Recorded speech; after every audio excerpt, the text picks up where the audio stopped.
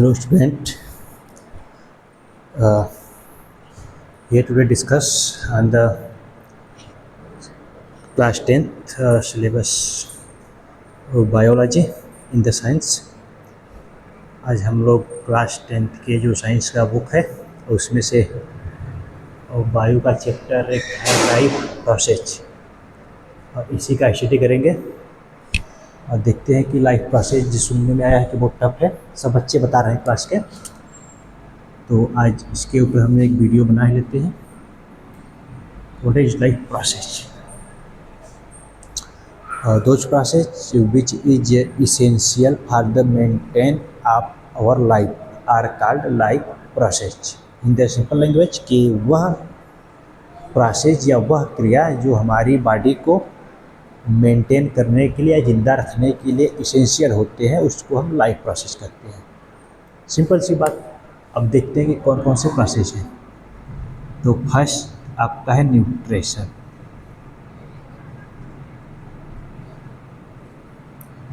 और सेकेंड है आपका रिस्पायरेशन,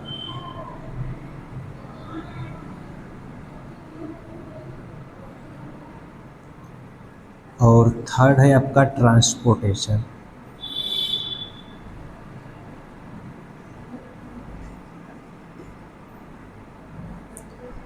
और फोर्थ है आपका एक्सक्रीशन, और एक लास्ट है आपका reproduction.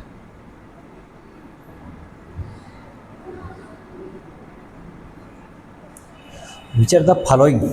These are following a process which is essential for the life, maintenance of the life in the future. That means nutrition. Nutrition, it contains the process of digestion.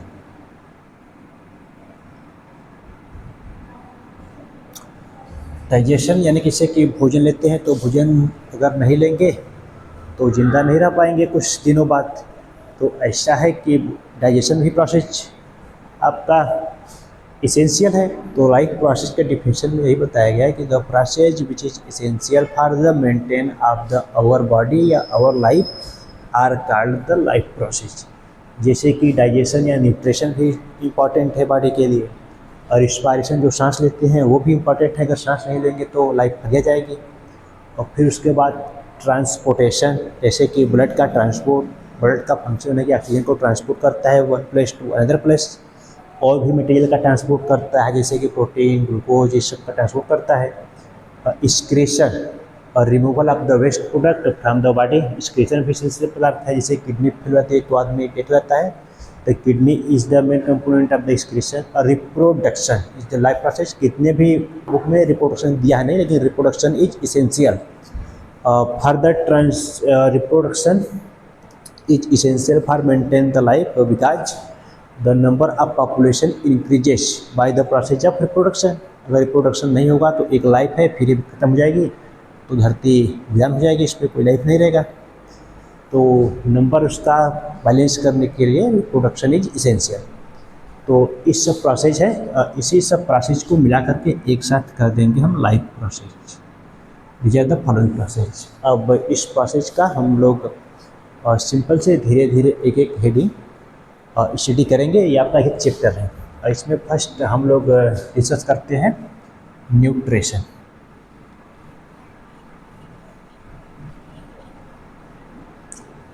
Life process में first here to discuss the nutrition.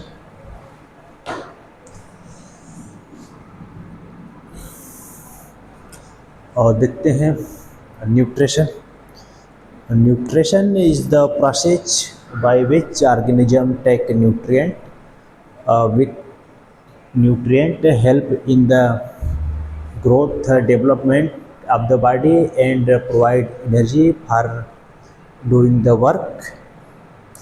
यानी कि nutrition वह process है, वह प्रक्रिया है जिसमें कोई भी एनिमल हो या प्लांट हो वह न्यूट्रिएंट लेता है। जैसे कि एनिमल में हम लोग आते हैं तो हम लोग न्यूट्रिएंट लेते हैं प्रोटीन, विटामिन, कैल्शियम, और प्लांट होते हैं तो प्लांट में ये जो प्लांट होते हैं इसको न्यूट्रिशन देने के लिए हम लोग क्या करते हैं कि खेत में जाकर के यूरिया देते हैं, डाई देते हैं, पोटाश देते हैं, तो डाई, urea and potash are the nutrient of the plant, और in the human nutrient are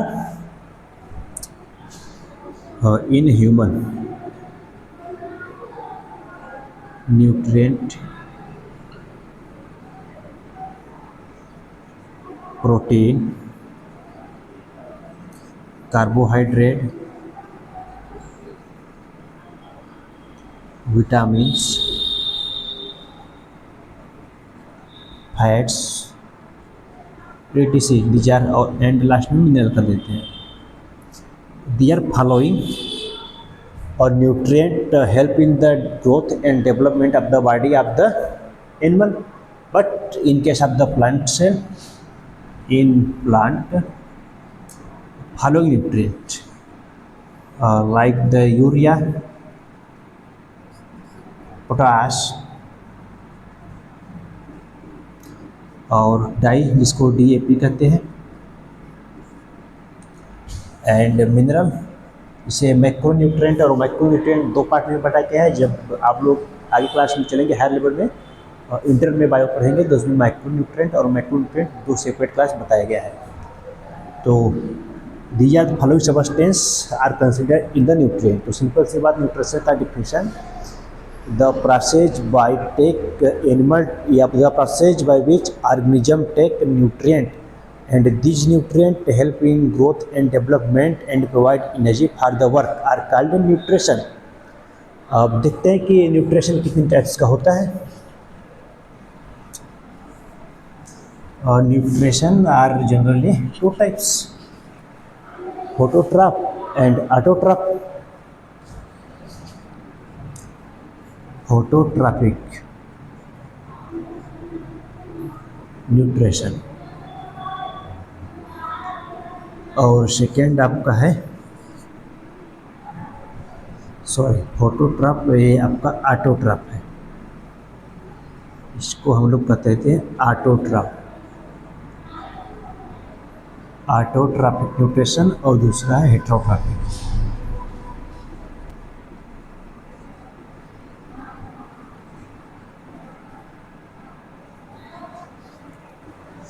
तो हियर अब पहले हम लोग डिस्कस करेंगे ऑटोट्रॉपिक न्यूट्रिशन क्या होता है.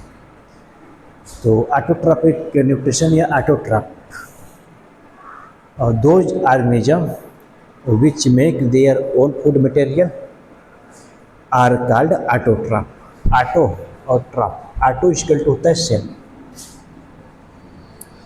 ऑटो इक्वल टू सेल, और ट्रॉपस इक्वल टू फूड. तो ऑटोट्रॉप कह सकते हैं कि the organism which contain capacity to make their own food by the process of photosynthesis are called the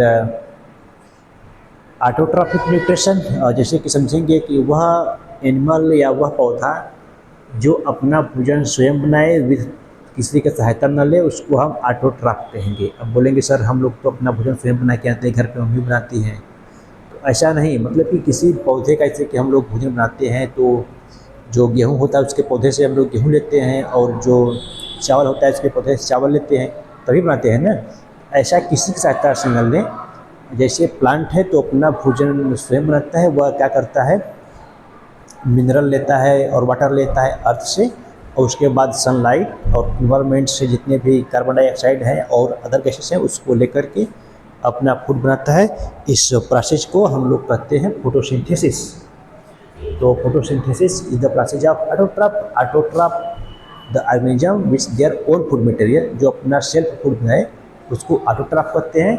और हेटेरोट्रॉप जो अपना फूड सेल्फ नहीं बना पाए, do not self prepare their food, are called the heterotroph. तो अब हम लोग बात करेंगे कि ऑटोट्रॉप, एक सिंपल सी बात, ऑटोट्रॉप नॉट ऑटोट्रॉप न्यूट्रिशन में ऑटो टू सेल्फ, सेल्फ अपना फूड बनाएगा तो उसको हम ऑटोट्रॉप कहते हैं. ऑटोट्रॉप दो टाइप के होते हैं. और फर्स्ट आपका है फोटोट्रॉपिक, या जिसको फोटोसिंथेसिस कहते हैं,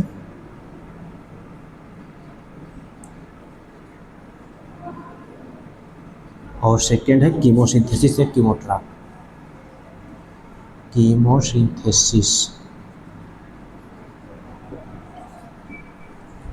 ये आपका है chemosynthesis, autotroph, autotypes, photosynthesis and chemosynthesis.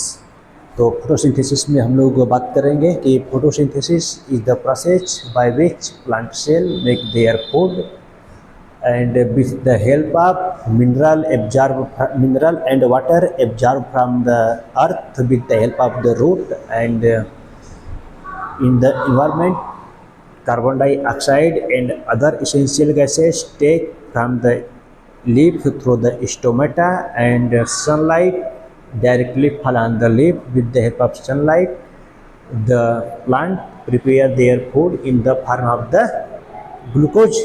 Glucose is the form of carbohydrate are called the photosynthesis. In the process of photosynthesis, plant absorb the take the CO2, that is carbon dioxide, and remove the oxygen. ठीक, तो process समझ में आ गया होगा कि photosynthesis में सभी पौधे अपना भोजन प्रकाश संश्लेषण होता है तो उसको कहते हैं कि फोटोसिंथेसिस से अपना भोजन अर्थ से मिनरल और आपका वाटर जड़ लेता है और उसके बाद पत्ती एब्जॉर्ब करती है। पत्ती के अंदर छोटे छोटे पोर होते हैं जिसमें स्टोमेटा होता है। वह स्टोमेटा उसमें वातावरण यानी इन्वायरमेंट से कार्बन डाइऑक्साइड एब्जॉर्ब करके सनलाइट से रिएक्शन करके अपना भोजन ग्लूकोज के फॉर्म में बनाती है, जो ग्लूकोज एक प्रकार का कार्बोहाइड्रेट है। और प्लांट अपना भोजन बना लेता है और इसमें ऑक्सीजन रिमूव करता है, O2 रिमूव करता है और CO2 एब्जॉर्ब करता है, लेता है। सिंपल सी बात। तो पूछता है MCQ टाइप का क्वेश्चन कि प्लांट कौन से गैस लेते हैं, तो कार्बन डाइऑक्साइड लेते हैं और रिमूव क्या करते हैं, CO2 करते हैं। इसमें फोटोसिंथेसिस का क्यों फोटोसिंथेसिस का एसेंशियल क्या है तो बता देना है कि फोटोसिंथेसिस से फूड बनता है और इन्वायरमेंट में बैलेंस होता है ऑक्सीजन का। अगर प्लांट क्वेश्चन पूछा है कि अगर प्लांट काट कर दिया जाए तो क्या होगा, तो फूड नहीं मिल पाएगा हम लोगों को और इन्वायरमेंट का जो बैलेंस है ऑक्सीजन नहीं प्राप्त हो पाएगा। अब बात करते हैं कि कीमोसिंथेसिस। तो फोटोसिंथेसिस में जाहिर सी बात एग्जांपल आपके हैं एल्गी और प्लांट ग्रीन एल्गी जिसको BGA ब्लू ग्रीन एल्गी और some bacteria green bacteria are also example for the photosynthesis and chemosynthesis। photosynthesis में पौधे होते हैं green plant, all the green plant with their prepared their food from the take nutrient earth and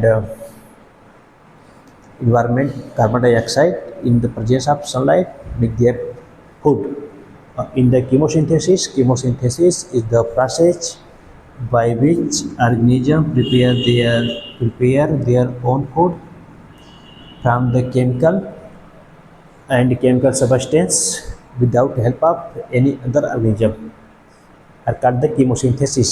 इन्हें हैं आप इसमें example है आपका sulphur bacteria.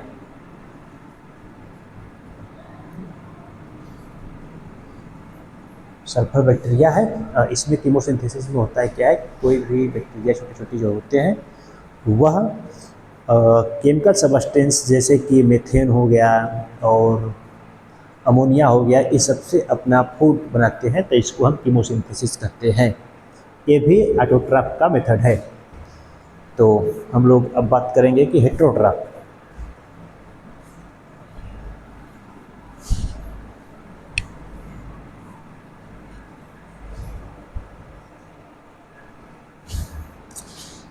HETE heterotroph nutrition.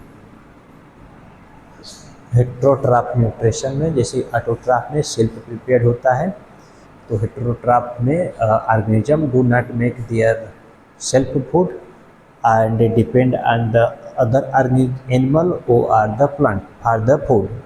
अब मतलब कि ऑटोट्रॉफ यह होता है कि जिसमें एनिमल अपना फूड नहीं बना पाते हैं, यह फूड के लिए किसी अदर एनिमल पे या प्लांट पे डिपेंड रहते हैं, तो इसको हम हेटेरोट्रॉपिक न्यूट्रिशन कहते हैं। हेटेरोट्रॉपिक न्यूट्रिशन डिफरेंट काइंड्स के होते हैं, जैसे सेप्रोफिटिक, होलोजोइक, होलोफिटिक और पैरासिटिक। सेप्रोजोइक, सेप्रोफिटिक हो गया, होलोजोइक, होलोफिटिक, पैरासिटिक, और भी हैं, दो याद नहीं आ रहे हैं। पैरासिटिक इतना है, तो इसको हम लोग करते हैं एक एक ठो। सेप्रोजोइक समझ लेते हैं कि सेप्रोजोइक क्या होता है। कि सेप्रोजोइक मतलब those organism obtained their food from the death and decay material are called saprozoic nutrition. और होलोजोइक और होलोफिटिक दोनों में कन्फ्यूजन रहता है। तो होलो जहाँ पे जू है वहाँ पे कोई अदर एनिमल से फूड लेगा, और फिटिक है तो प्लांट से फूड लेगा। When the animal obtained their food from the other animal are called the holozoic, and the animal obtained their food from the plant, that is called holophytic। और parasitic, that means the combination between the parasite and host are called the parasitic condition। The parasite live on the host, that means अगर कि एक कोई body है, इसके ऊपर कोई रह रहा है, इससे अपना फूड प्राप्त कर रहा है, तो इस कंडीशन को पैरासिटिक कहेंगे। और जिसके ऊपर रहता है इसको हम कहेंगे होस्ट बॉडी, और जो रह रहा है इसको हम कहेंगे पैरासाइट। जो रह रहा है या पैरासाइट रहेगा, जिसके ऊपर रह रहा है वह होस्ट रहेगा। तो जैसे कि हमारे ऊपर एक पैरासाइट, इसको हम जू कहते हैं, जू रहता है, वह हमसे भोजन प्राप्त करता है, अपना हमारा ब्लड सुख कर लेता है, चूस लेता है, तो वह जू हमारा क्या है, पैरासाइट है, हम लोग क्या है, होस्ट है। तो in the parasitic condition host, जो पैरासाइट है obtained food from the host on the basis of their living place। parasite are two types, that means exoparasite and endoparasite। first exoparasite and endoparasite। in the exoparasite, when parasite live in on the body, मतलब body के बाहर रहेगा, on the body surface, that is called exoparasite। जैसे जू है हमारे body के बाहर रहता है, बॉडी के ऊपर कहीं भी चिपक के अपना फूड ले लेता है। और इंडोपैरासाइट है when parasite live on the in the body of the host, host के बॉडी में जब रहेगा तो उसको हम इंडोपैरासाइट कहेंगे। जैसे कि हमारे ब्लड के अंदर प्लाज्मोडियम काज करती है मलेरिया, तो हमारे ब्लड के अंदर रहती है, बॉडी के अंदर है। और एक टेपवर्म है जिसको ट्रिपेनोसोमा भी कहते हैं, ट्रिपेनोसोमा दूसरा है, और टेपवर्म को नियासोरियम कहते हैं। ये सब हमारे ब्लड के अंदर करके न्यूट्रिशन प्राप्त करते हैं, इसलिए इसको हम इंडोपैरासाइट। सिंपल सी बात, पैरासाइट दो प्रकार के, ectoparasite, endoparasite. Ectoparasite live on the out of the surface of body, and endoparasite live in the body. Concept clear? तो आज के लिए फिर इतना ही, मिलते हैं आगे।